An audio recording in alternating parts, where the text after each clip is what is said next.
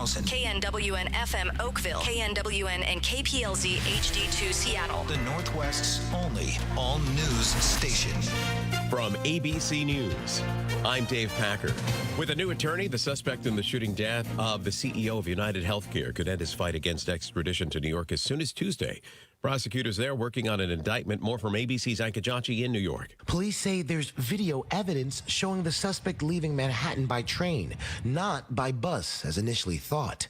Pennsylvania authorities say Mangione then spent several days traveling the state, eventually making his way to Pittsburgh, shortly before getting caught in Altoona, Pennsylvania. United Healthcare telling ABC News that neither Mangione or his parents were United Healthcare members. Now, police say they're investigating if he allegedly targeted United Healthcare because of its size. The FBI says it got a tip about the suspect's identity from police in San Francisco 4 days after the shooting. NYPD confirming that message wasn't appropriately prioritized. The U.S. has been in direct contact with the Syrian group that ousted President Assad. That word today from Secretary of State Antony Blinken in Jordan. And this as an American who has been held by the ousted Assad regime remains missing. We've been in contact with HTS and with other parties. We have impressed upon everyone we've been in contact with the importance of helping Austin Tice and bringing him home. HTS is designated a terrorist organization. Lawmakers demanding answers about a mysterious drone sighting over a number of U.S. states, including New York, New Jersey, Pennsylvania, and Virginia. At least 20 mayors from Morris County, New Jersey, sending a letter to Governor Phil Murphy calling for a full investigation. Washington Township Mayor Matthew Murillo is among them. It's really kind of an insult when the Department of Defense says, oh, no, you're looking at airplanes. Don't worry about it. We're not. We don't know what they are. And either they do and they don't want to tell us, or they don't either. And that's honestly incompetent. You're listening to ABC News. News Radio 97.7 FM and AM 1000. All news, all the time on the Northwest's only all-news station. Good morning at 9:02. I'm Mark Christopher. Just ahead of our lifestyle weekend here in our programming, Aging Options, with your host, Rajiv Nagaich. Let's get you caught up here with the top local stories. Drivers expecting delays this weekend if you're traveling westbound over Tacoma Narrows Bridge. That's the older of the two spans. Expansion joint work is being needed here. And, of course, 74-year-old bridge needs more maintenance than most bridges here. So we got some lane restrictions going on right now until 9 o'clock tomorrow night. Expect backups here during busy times across the bridge. Of course, Brian will have more of an update here in just a moment. A former Joint Base Lewis McChord Army Battalion commander has been found guilty of sexual harassment of a subordinate, in which prosecutors claim is the first conviction of its kind here in this country. Lieutenant Colonel Herman West had been facing multiple counts and specifications over the allegations, which were centered around his treatment of a young woman in his command. West had pled not guilty. The ruling was read by a judge at a court-martial hearing yesterday on base. West was facing a dishonorable discharge, or what is commonly referred to in military terms as dismissal. He was also facing potential jail time, but a judge instead reprimanded him and fined him more than $92,000 after West admitted to the crimes in court during the sentencing process. Stormy times, we've had them in the past here, and many people calling insurance companies. But if you had major damage to a business or a home, especially those of you who lost power for days, have you called King County? There's still some time to get some help, says Molly Shen. King County has asked those impacted by the storm to report their damages as soon as possible. That deadly storm brought down trees and power lines, destroying homes and businesses last month. Governor Inslee is now asking damage assessments be extended to January 24th. If approved, public assistance would reimburse some costs associated with things like debris removal or repairing and replacing public infrastructure. Checking on sports, Kraken have hockey tonight with Tampa Bay over here at Climate Pledge. Seahawks with a big one tomorrow night here at home against, of course, I just forgot Green Bay, of course. How can I forget here? It's going to be a busy time. Speaking of that, keep us in mind for traffic at all times. Here's Brian. Northwest traffic from the High Performance Homes Traffic Center. It's about the first time all morning I can say this. Most everything is quiet right now. I probably jinxed myself by saying that, but we'll take it. I-5 is looking good, both sides, north and southbound. A little bit of heavy congestion as you move northbound into downtown from I-90, but nothing out of the ordinary for this time of day. And crossing Lake Washington on 90 and 520, you're in good shape there as well. Westbound side of the Tacoma Narrows Bridge, 2 right lanes are blocked by road work. That's in place all day today and through 9 o'clock tomorrow night. Just a little bit of congestion right as you squeeze down into those 2 left lanes, but not really causing much of a problem as you you cross westbound into Gig Harbor. Did get word from the ferries that the 9:30 sailing from Port Townsend and the 10:15 sailing from Coupeville are both canceled due to weather. It's not the first time that's happened this morning, so it's probably not going to be the last time either. So keep that in mind. You are definitely seeing some adjustments on the ferries due to the choppy water and the sound this morning. That's Northwest Traffic. I'm Brian White. Let's get to Shannon O'Donnell with our forecast, sponsored by Northwest Crawl Space Services. Well, hi there, and good Saturday morning. It is going to be a howler for a while today. We're seeing southerly winds, especially north of Everett, Mukilteo, gusting 40 to 50, even 55 miles per hour. So could see some damage, especially in the North Sound and toward the San Juans as the rest of this system crosses over the top of us this morning.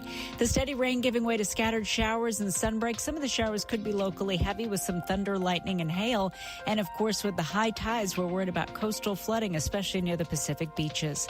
In the Comerford Weather Center, I'm meteorologist Shannon O'Donnell. Very windy conditions downtown, though dry in Seattle, our temperature 46. I'm Mark Christopher, Northwest News Radio. Good morning. The following program was paid for by LifePoint Law and does not necessarily reflect the views and opinions of News Radio management or staff. Aging Options, how can we help? It's time to know your options and master your future. My life, my plan, my way. LifePoint Law presents Aging Options with elder law attorney and life planning coach Rajiv Nagaich. Health, housing, finance, legal, and family. Know your options. Aging Options is not a law firm, but Rajiv is a lawyer. You should not reveal things you wish to keep confidential in this public setting. This program offers general advice. Having your questions answered does not constitute an attorney-client relationship. Contact your attorney or other professional to discuss your unique needs before taking any action related to the subjects discussed in this program. Now, here is nationally recognized retirement planning authority and host of national public television program, Master Your Future, Rajiv Nagaich. Welcome back. If you tuned in last week thinking, I got to hook into this show every Saturday, good for you. If you're brand new, you're about to hear an entire hour of things about retirement you didn't know about, but you should know about, things never taught in school. And to help out, you got a real pro who's going to show you the way here. I'm Mark Christopher, producer of Aging Options. Before we bring on Rajiv Nagaich, just what's planned for today? How about planning for the federal estate tax? The fallout from the 2024 election will affect many aspects of retirement planning, one of which will surely concern the federal estate tax. Will Congress make it easier or harder for high net worth families to avoid a heavy federal estate tax burden? Rajiv's going to talk about that. Wait till you hear from Tony. He's a guest who's going to be here to answer some questions. Estate taxes, where you live. And while you're on the topic of estate taxes, you may think you're way below the asset threshold for federal estate taxes, but what about those at the state level?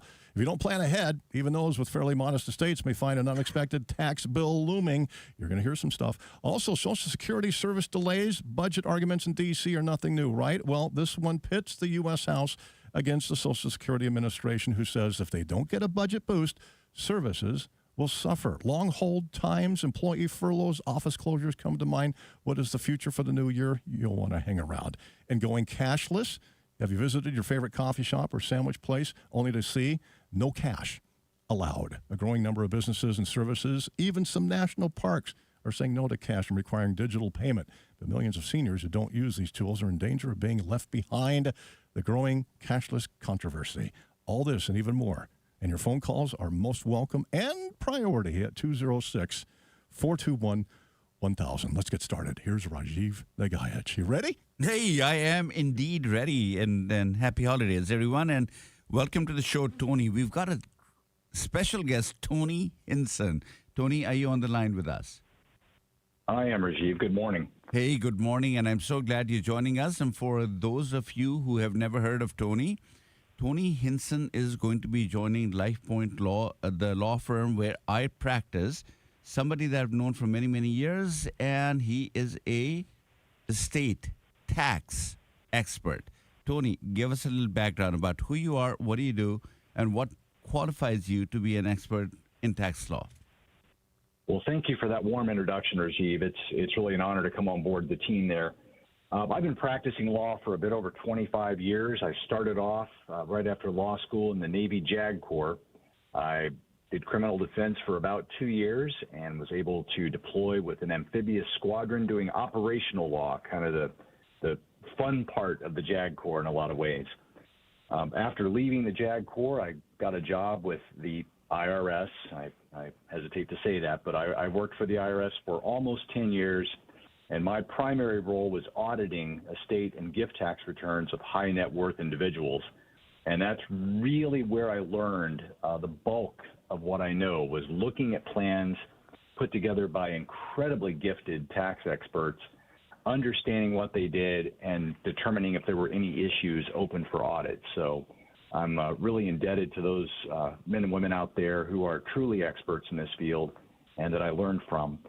I'm always hesitant to use the word expert in the tax law because there's something you learn every day, but it's where I practice, it's where I live, it's where I breathe, and so I like to know and like to think that I know a bit about it. And thank you very much for having me on board today, Rajiv. No, I'm so glad that you're here. And for the rest of you who are listening, if you think that you have no worries about the state taxes, you want to stay tuned because you would think that the state taxes are for the super rich, maybe Jeff Bezos, maybe Elon Musk, maybe Trump, maybe other people like that.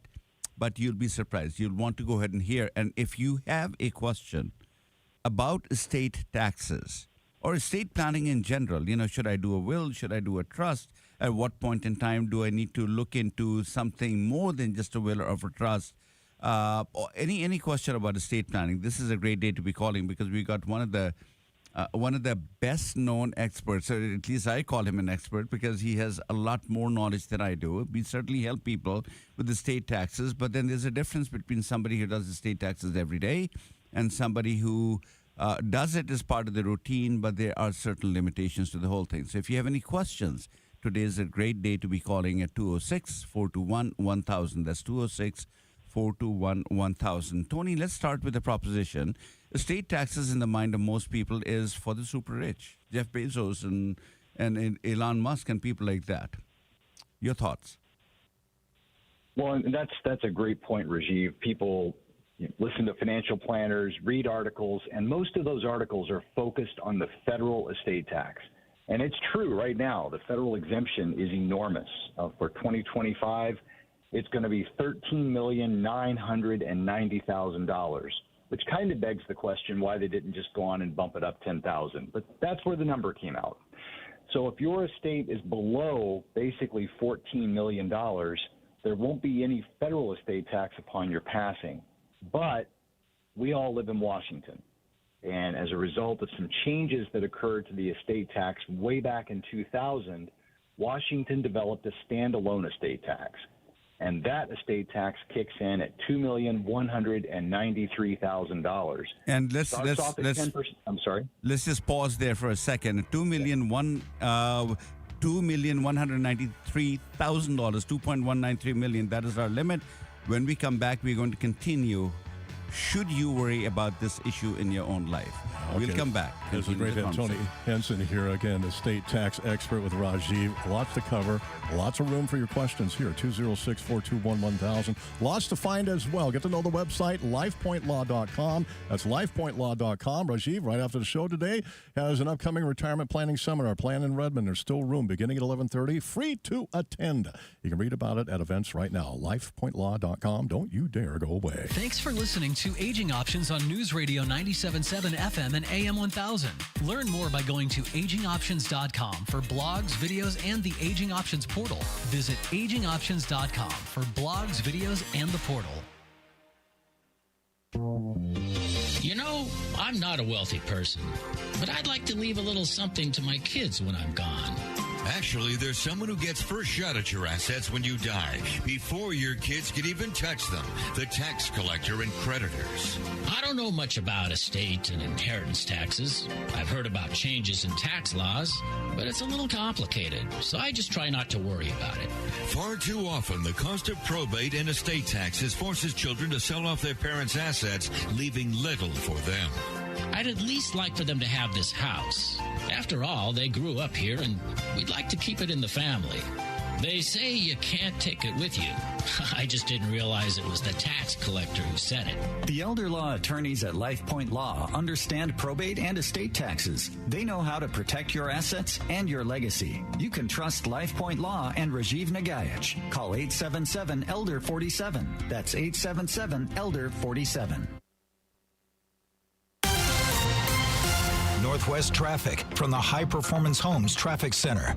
Nothing doing so far on most of the major roadways around the area. Maybe a little bit of congestion northbound on I-5 as you merge with traffic coming off of I-90 heading north into downtown. Otherwise, traffic through downtown, both north and southbound on I-5, doesn't look too bad right now. Between the Ship Canal and the West Seattle Bridge, you're in pretty good shape. Both sides of I-405 looking good on the east side. Not seeing any problems as you move through Kirkland and Bellevue and heading down toward Renton. Watch out for a crash northbound on 167 right before South 180th Street as you head northbound toward 405 in Renton. It looks like this is blocking the right lane. Traffic is getting by single file to the left, but it is going to slow you down as you move northbound starting after 212th Street.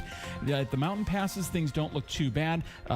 Traction tires are recommended at Stevens Pass, but they're not required. No restrictions at Snoqualmie Pass. Traction tires are required this morning at Highway 12 at White Pass, and chains required above 12,000 pounds. That's Northwest traffic. I'm Brian White. Now checking our forecast here for Saturday. It'll be cloudy and windy here. South winds gusty to 40 miles per hour. Rain will be heavy at times. Snow heavy at times for the mountain passes. Tomorrow, partly cloudy. Temperatures both today upper 40s to near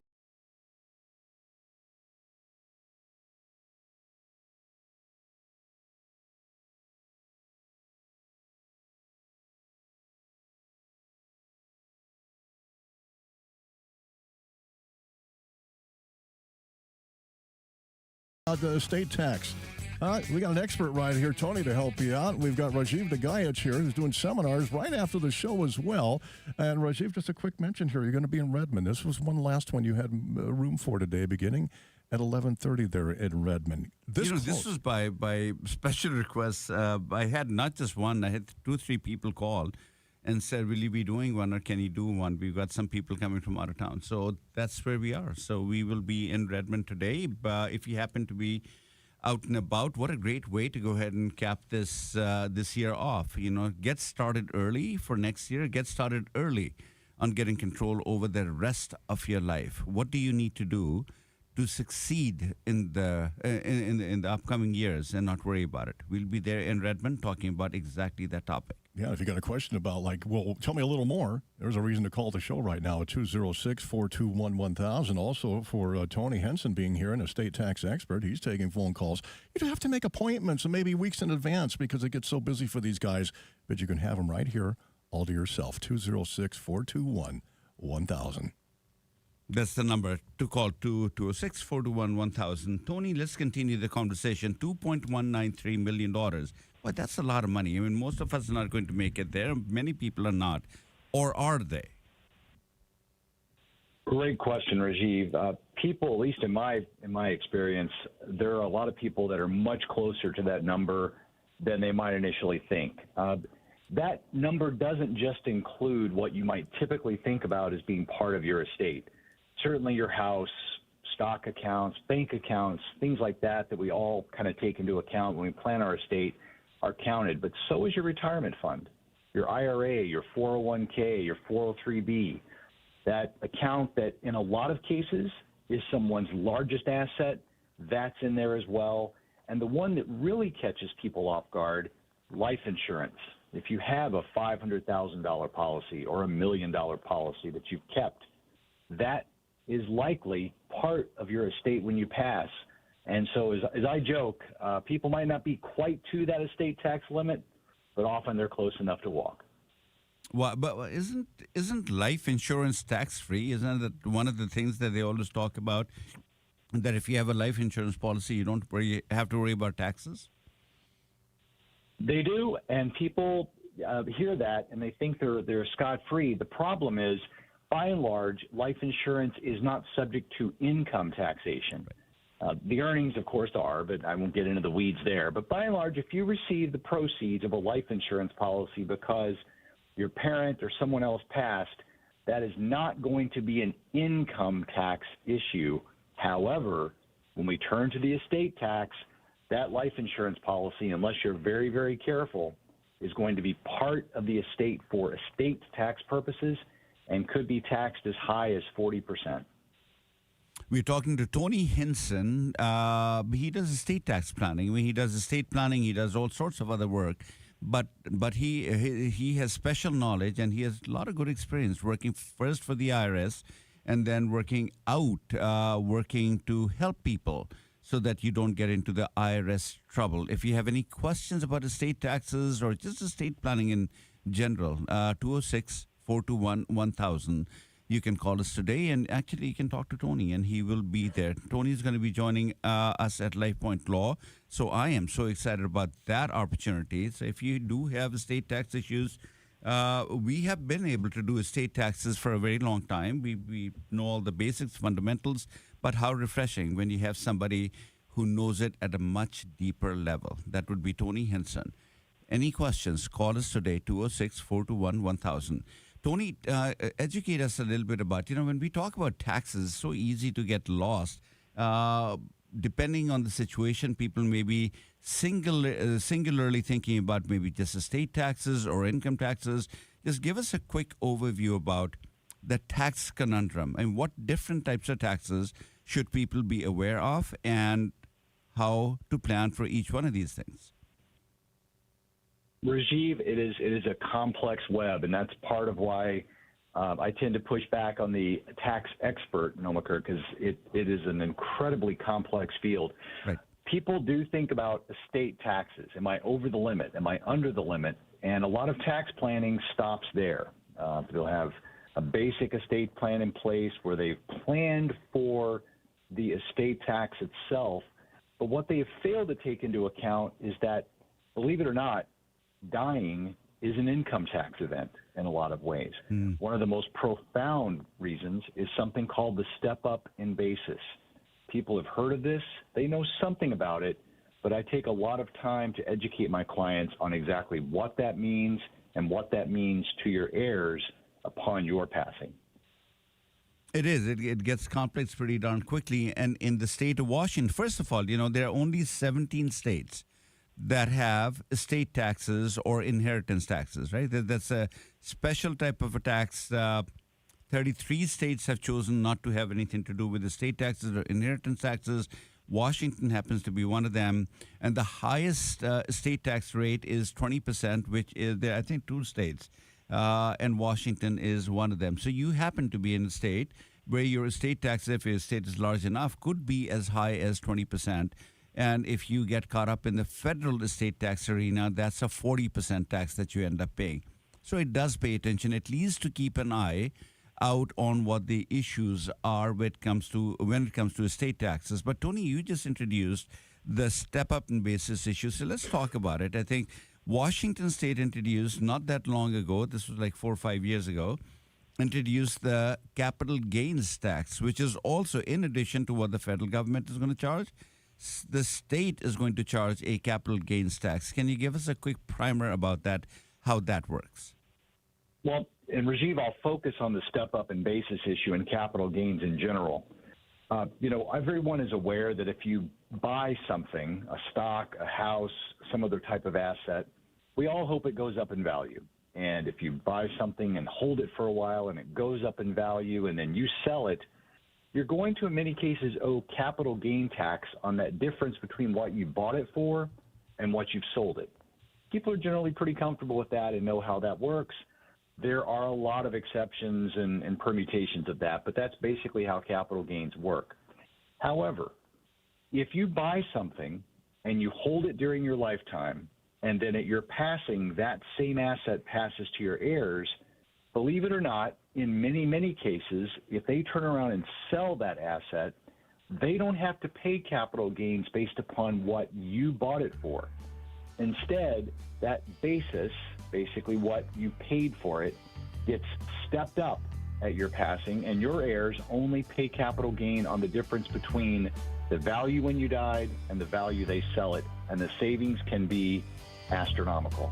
Right, and when we come back, what I want to focus on, this is something new that I discovered. Estate taxes or capital taxes, which is the lesser of the two evil? When we come back, believe it or not, there may be a situation where some of you are going to fall in that category. We'll come back and talk about that. Yeah, phone number if you got questions, and we know you do, 206-421-1000 here. 206-421-1000. Aging Options here on Northwest News. Northwest traffic from the High Performance Homes Traffic Center. In Renton, northbound 167 at South 180th Street, an accident involving a tractor trailer that flipped over on its side has the right lane blocked. You're getting by in the left lane as well as the HOV lane, but traffic is backed up pretty solid as you move northbound on 167 heading toward 405.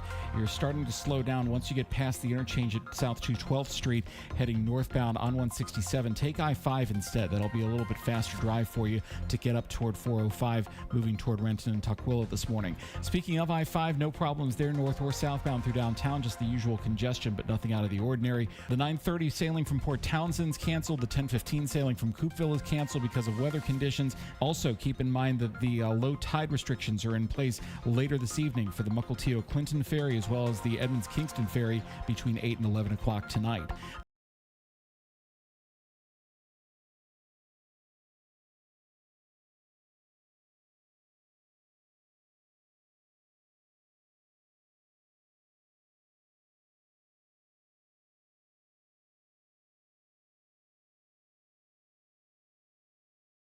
You're a state tax expert, or maybe you have a question, anything about retirement, maybe the seminar later on today in Redmond. You can read more about that seminar at events at lifepointlaw.com. Rajiv.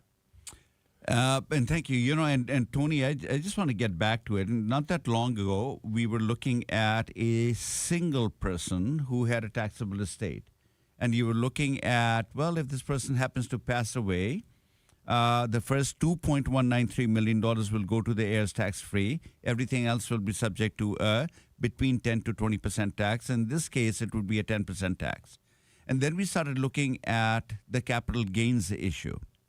And the comparison had to be made that if this individual chose not to pay the estate taxes and gifted the money away, whatever the person is gifting away will be subject to a capital gains tax. And would this person be better off paying the capital gains tax or the estate tax?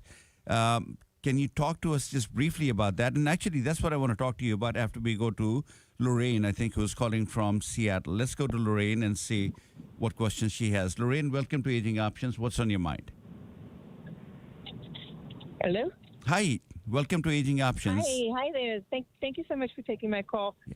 And because of the weather and I'm driving, I may lose you. So let me get my question out there. Sure. If I can listen to it.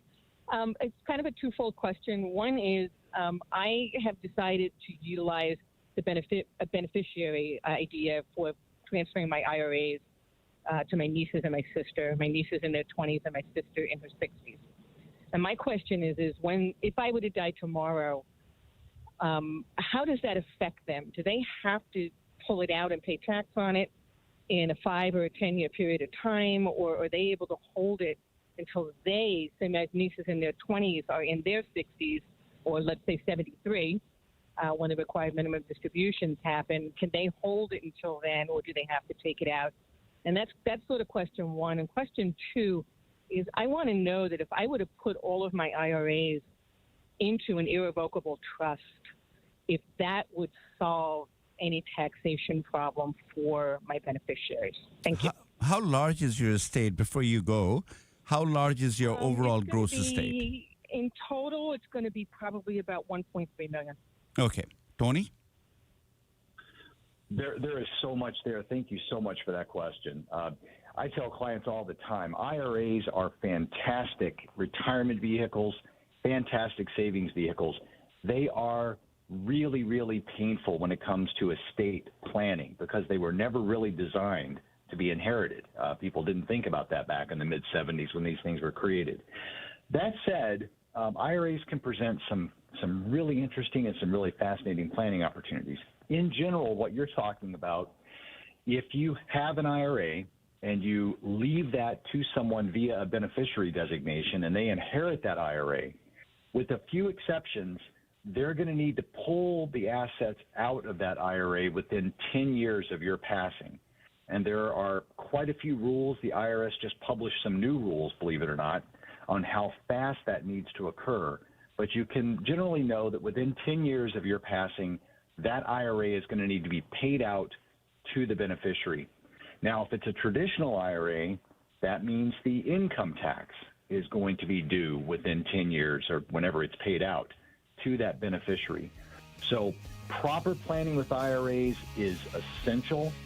The beneficiary designation controls all, and if you don't keep those beneficiary designations up to date, it can result in some very interesting and unfortunate consequences.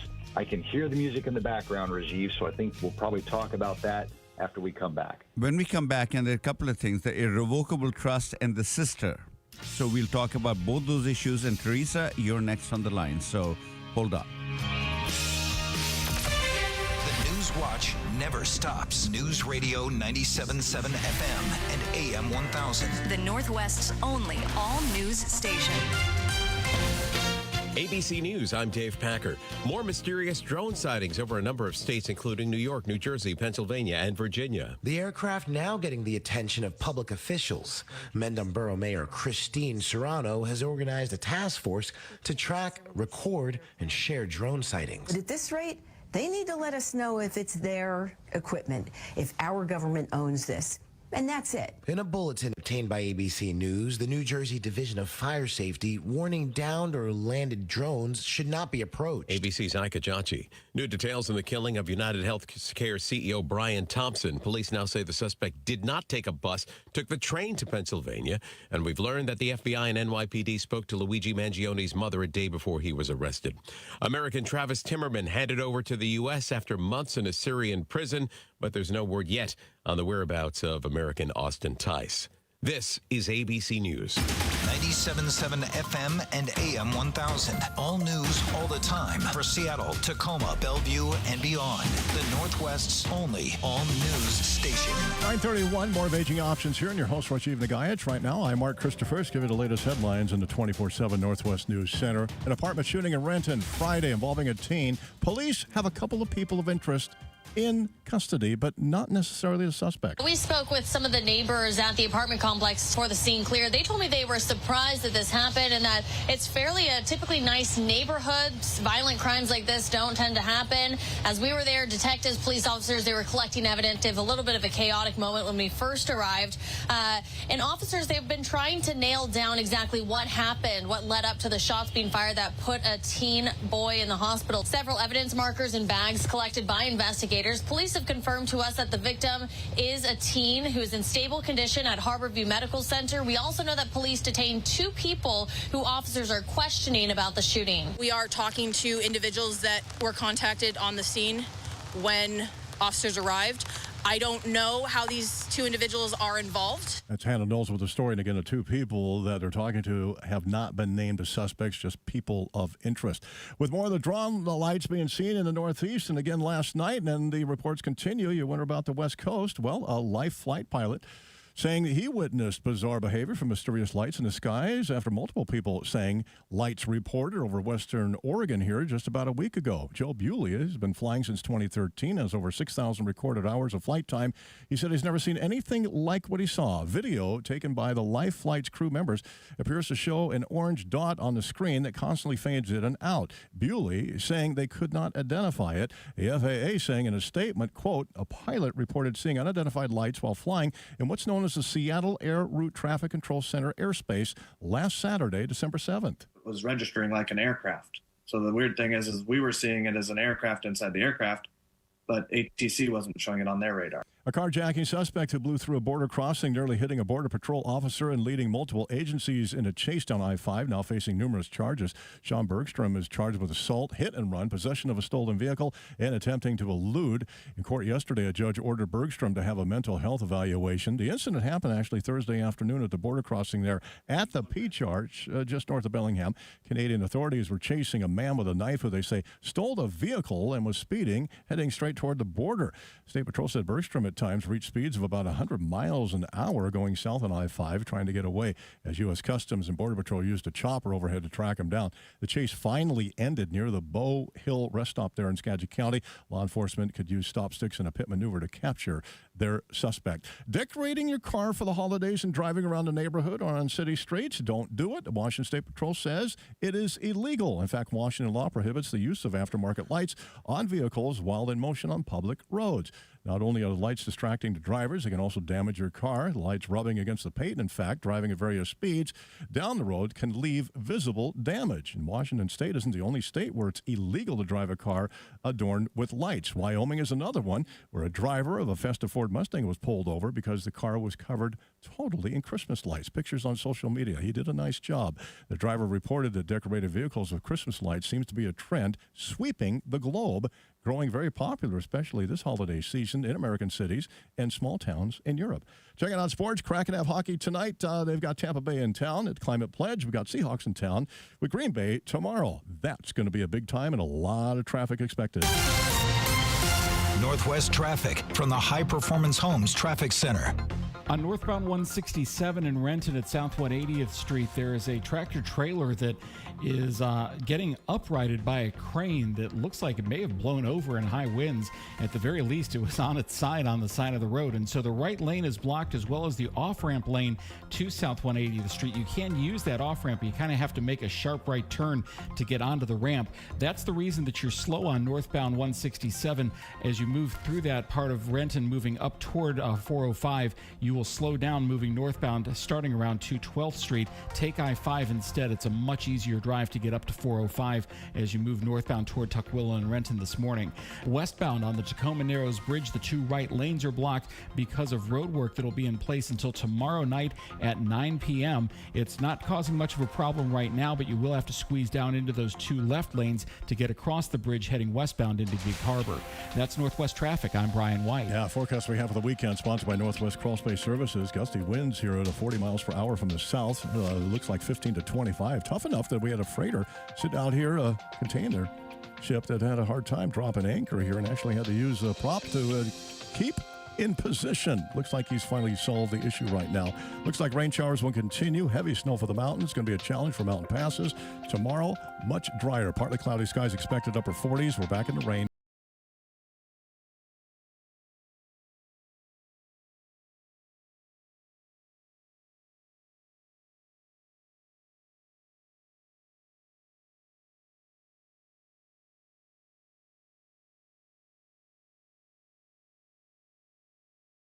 You have a date you're going to retire, but what else? Yeah, welcome to Aging Options. There's a lot of what else going on here, one of which may be an idea. Attend a seminar that once in a while Rajiv Nagaich has a chance to do at least 3 times a month. He's got one following the show you're listening to here right now called Aging Options. It'll be in Redmond today at 11:30. Details can be found and to register, so he knows who's going to be there by going to lifepointlaw.com. Click on events, lifepointlaw.com. Meanwhile, questions here, anything about retirement at 206-421-1000. Busy show. We got phone calls. We got Tony, an expert here on estate tax expert conditions here, and Rajiv as well with everything about retirement. And there we go. 3 minutes. Boy, it's such a long time when you're holding Teresa.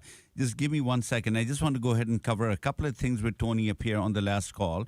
Tony, talk to us about the irrevocable trust that the caller had asked about, that if she puts the IRAs in the irrevocable trust, would that be helpful? And what about the distribution again? There were 2 nieces and then there was a sister. Would there be different time frames within which they'll have to take the money out? Great questions. We'll turn to that irrevocable trust question first. In general, unless you've got the planning in place and your estate planner has thought these issues through, you don't want an IRA passing to a trust upon your passing. And you cannot transfer your IRA to a trust or really to anyone during your lifetime without it basically being a distribution of the IRA. So, but if you're thinking about setting up a trust to receive an IRA when you pass, there are a couple of different types of trusts that you can use, but they've got to be specifically drafted with IRAs in mind, and they've got to follow the rules, as with everything else in the tax law. If your planner knows what he or she is doing, you can, in fact, leave an IRA to a trust for someone's benefit or for an institution's benefit, but it is a very, very tricky area, and you definitely want somebody on board who knows what they're doing. Otherwise, key takeaway from today, your IRA beneficiary designation controls what happens with that IRA. Doesn't matter what's in your will, doesn't matter what's in your trust. Check those old moldy IRA beneficiary designations. Make sure they're what you want. And as for the niece and the sister, There is an exception to this 5 or 10 year rule that came in about 4 years ago.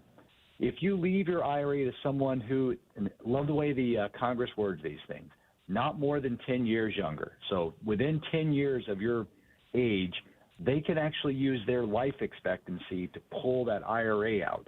There are a couple of exceptions and things you should be aware of, but in general, if you leave it to someone who's pretty close in age to you, within 10 years, they can still use what we call the old rules and use their life expectancy to pay that IRA out. But as with everything, the devil's in the details.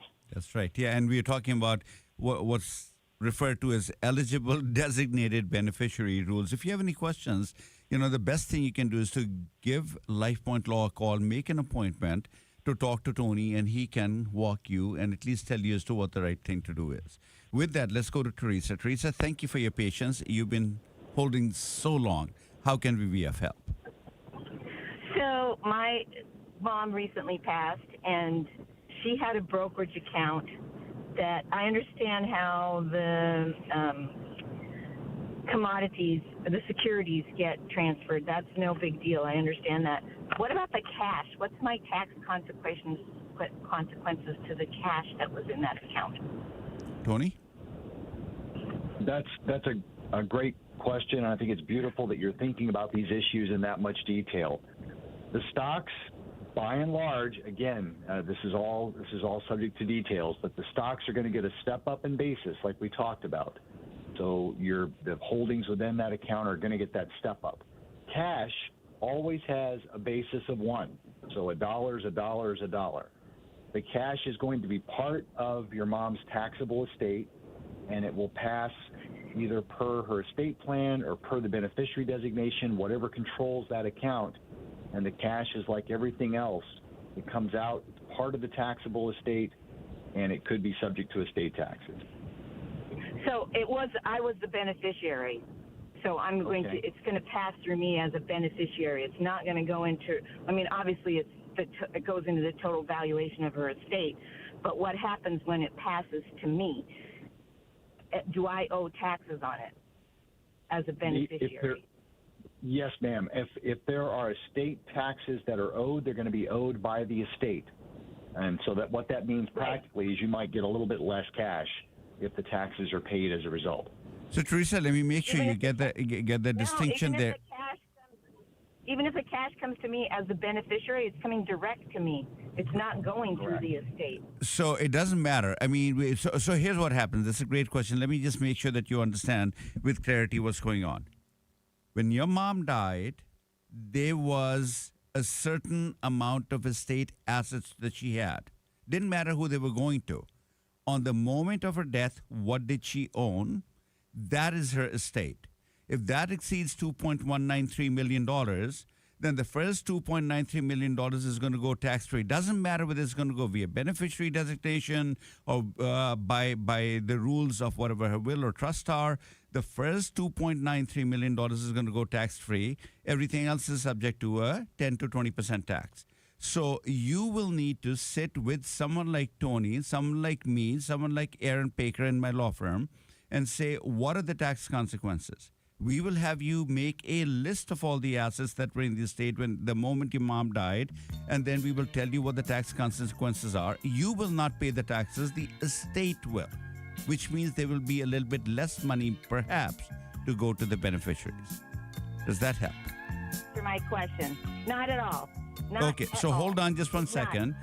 Right after the music is done, we'll come back and continue. And I want to answer your question for you. So hold on just one more second. All right, Teresa, thanks for the phone call. You hang on, like Rajiv says here, and 206-421-1000 if you got a question, anything about retirement. And again, seminar today, Redmond, after the show, about 11:30, 90 minutes, free to attend. Details, where to find it in Redmond. Go to lifepointlaw.com, click on events. Thanks for listening to Aging Options on News Radio 97.7 FM and AM 1000. For more great articles to help guide your future, go to AgingOptions.com. That's AgingOptions.com and select blogs under the free Learning Center tab. AgingOptions.com. You know, I'm not a wealthy person, but I'd like to leave a little something to my kids when I'm gone. Actually, there's someone who gets first shot at your assets when you die, before your kids can even touch them. The tax collector and creditors. I don't know much about estate and inheritance taxes. I've heard about changes in tax laws, but it's a little complicated, so I just try not to worry about it. Far too often, the cost of probate and estate taxes forces children to sell off their parents' assets, leaving little for them. I'd at least like for them to have this house. After all, they grew up here, and we'd like to keep it in the family. They say you can't take it with you. I just didn't realize it was the tax collector who said it. The elder law attorneys at LifePoint Law understand probate and estate taxes. They know how to protect your assets and your legacy. You can trust LifePoint Law and Rajiv Nagaich. Call 877-ELDER-47. That's 877-ELDER-47. Northwest traffic from the High Performance Homes Traffic Center. Still dealing with headaches in Renton, and a bad day for this truck driver. Northbound 167 at South 180th Street. This truck was flipped over on its side on the side of the road, and they had to call a crane in to upright this truck. That's why the right lane is blocked northbound. You're getting by in the left lane and the HOV lane, but heavy delays still persisting now in advance of South 212th Street moving northbound on 167. I'm telling you, stay over on I-5. It's going to be a much easier drive to get northbound moving up north up toward Tukwila and 405 right now. A little bit of congestion on the Kitsap Peninsula eastbound on Highway 16 near Mullenix Road because of trees down on the roadway, and that's got a lane blocked, and you're squeezing down to a single lane. This is moving eastbound toward the Tacoma Narrows Bridge. It is completely unrelated to the westbound roadwork on the bridge that has you squeezed down to the two left lanes, and that's in place until 9 o'clock tomorrow night on the bridge itself, moving westbound toward Gig Harbor. That's Northwest Traffic. I'm Brian White. All right, thank you for the help there, Brian. Our forecast for today, sponsored by Northwest Crawl Space Services. Windy conditions from the south, gusty to 40 miles per hour, otherwise 15 to 25. Yeah, watch out for those decorations out in the yard. Maybe stay off the ladder until tomorrow. Much better day. Partly cloudy skies tomorrow. Not as much rain expected. In fact, it should be a dry day, upper 40s. Rain showers off and on. Heavy snow for the mountains today with highs around the sound here to hit.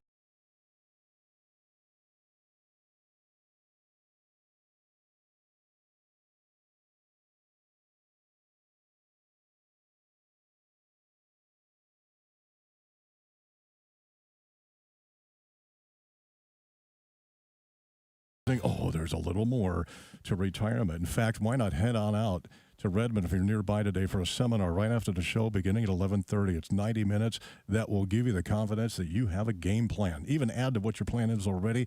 Rajiv Nagaich will be there. It's free to attend. Bring a friend, a family member, co-worker there, and ask your questions and just experience more about the fun sides of retirement because you'll have a plan, Rajiv. There you go, and we'll be talking about that. Tony, any last thoughts for our previous caller? Thanks, Rajiv. And I think Teresa's frustration really comes down to the number of terms that are thrown around in this area. There's the probate estate, there's the taxable estate, there's all these different terms that come to bear. When it comes to the estate tax, generally what the IRS and the Department of Revenue here in Washington, what they care about is, did you control that asset when you died? And in Teresa's example, even though there's a beneficiary designation in place and it passes outside of the probate estate, her mom still had that account. It was still her account. She still controlled it. So it will be part of the taxable estate and subject to estate taxes. Doesn't affect where the asset goes. It just affects where the tax occurs. And in that case, there would be estate tax on that, the way that she described it. Absolutely. And Rajiv, that opens up a good point about joint tenancy accounts and pay on death bit of designations. This is a common, I hate to use the word mistake, but I think it's a common mistake people make when they're putting together their plans. They have a will drafted, they have a trust drafted. It's very well done. It's comprehensive in its tax planning. However, they've got a child who they want to help them in their latter years. And so that child comes along with mom or dad. They go to the bank, they go to the stockbroker, and what they really want is for that child to be able to manage that account. In a lot of cases, what the brokerage house or the bank will do is they'll put that child on as a joint tenant. It does allow them to manage the account, but believe it or not, it can mean that that entire account goes to that one child. So it's important to sit down with all of your various financial assets, with all of your accounts, take a look at how you own them and make sure that everything works together. Absolutely. And Tony, talking about the mistakes part of things, what are some of the common mistakes you see people end up making? Joint tenancy is another example of that one. But what are the other common types of mistakes you see people make? I think the most common mistake people make, they have a trust drafted.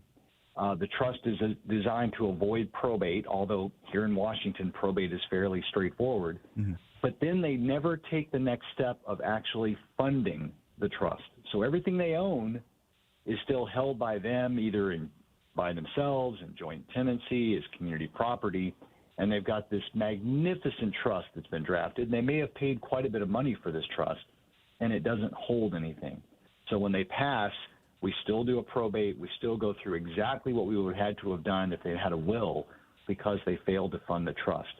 I would say otherwise, joint tenancies and pay-on debts and other beneficiary designations that are old and moldy are another problem we encounter.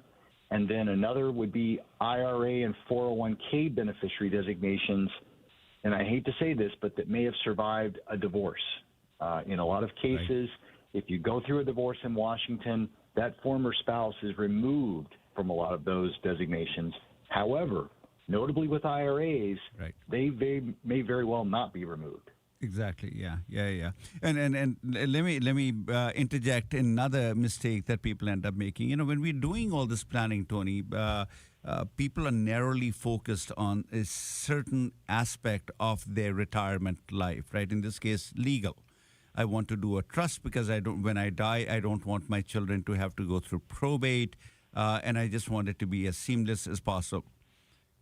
The challenge that I give people is that when you're doing planning, when you're looking at the rest of your life, the problem in America is that you've got a lot of experts in a lot of different areas. You and I are in the legal area. Then there are financial planners, there are doctors, there are insurance agents, there are CPAs, all sorts of experts who we look up to say, help me with my retirement planning.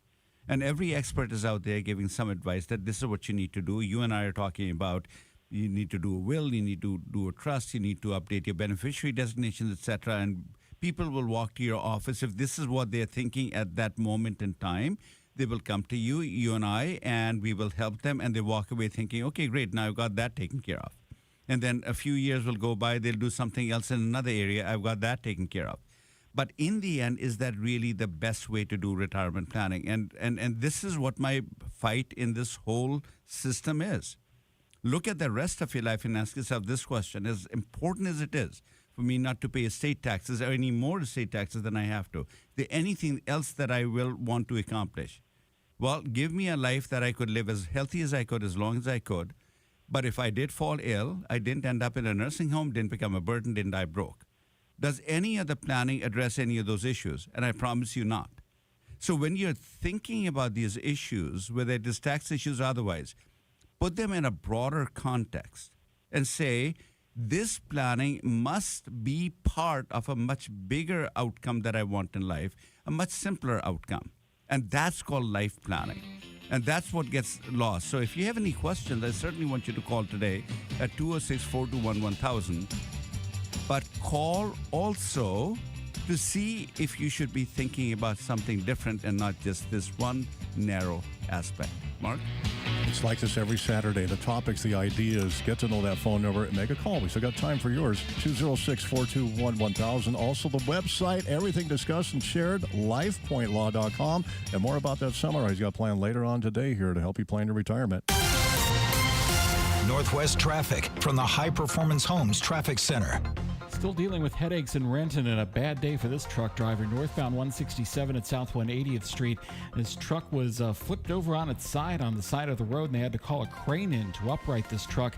That's why the right lane is blocked northbound. You're getting by in the left lane and the HOV lane, but heavy delays still persisting now in advance of South 212th Street moving northbound on 167. I'm telling you, stay over on I-5. It's going to be a much easier drive to get northbound moving up north up toward Tukwila and 405 right now. now. A little bit of congestion on the Kitsap Peninsula eastbound on Highway 16 near Mullenix Road because of trees down on the roadway, and that's got a lane blocked and you're squeezing down to a single lane. This is moving eastbound toward the Tacoma Narrows Bridge. It is completely unrelated to the westbound roadwork on the bridge that has you squeezed down to the two left lanes. That's in place until 9 o'clock tomorrow night on the bridge itself, moving westbound toward Gig Harbor. That's Northwest Traffic. I'm Brian White. Looking at a forecast here for the weekend, sponsored by Northwest Crawl Space Services. Just a lot of wind going on here with it. Rain showers at times. Careful crossing the bridges or high altitude bridges here. Your car is going to bump back and forth here. Temperatures today will reach around 50. Much drier tomorrow, upper 40s. Aging Options continues right here live with Rajiv Nagaich on Northwest News Radio. Rajiv. And here we go. Just a couple of things. How do you get a hold of Tony Hinson? Tony, they can find your bio on lifepointlaw.com. And if you want to make an appointment, just call the law firm up there. The phone number for the law firm is 253-838-3454. That's 253-838-3454. You can leave a message for Tony, or you can just get to his bio, take a look at it, and leave a message, and we will get you in touch with Tony. Tony, thanks so much for coming out. Any last thoughts for our listeners? I just want to follow up on what you said right before the break, Rajiv. What I tell clients all the time is I'm focused on the state taxes and the state planning, but you never want the tax tail to wag the dog. Plan your life, live your life the way that you want, put the plan in place that you want, and then my job is to make that as tax efficient as possible, but never plan solely with taxes in mind. And, that's why I'm so excited about having you here, because we've been doing life planning, if you will. And within the context of life planning, we definitely take a look at the state tax issues, income tax issues, beneficiary designation, all the legal issues that you and I would take a look at. But the goal is a little bit broader. People get more for their money when they're dealing with LifePoint Law. Why? Because this is not a discussion too many attorneys are going to have with you. So excited about having you join in. And you'll be coming next week, and we'll be talking about a concept called SLATs, S-L-A-T. Real briefly, in 10 seconds, what's a SLAT, and why should people listen? A SLAT is a spousal lifetime access trust, and it's a fairly new technique to hold an estate current, save as much in estate taxes as possible, and yet still allow a married couple to have full access to their assets. Pretty cutting edge, Rajiv. And that's what we'll talk about next week. Thank you, Tony, Ajon, and Mark. Seminar. You got a seminar. Where are we going today? We are going to Redmond today. Okay. We'll be out in Redmond. Go to lifepointlaw.com, register there, and you can get the address for the place in Redmond. We'll be starting at 11:30, be done by about 12:30. Free to attend. Last word. Ajon, everyone. The preceding program was paid for by LifePoint Law and does not necessarily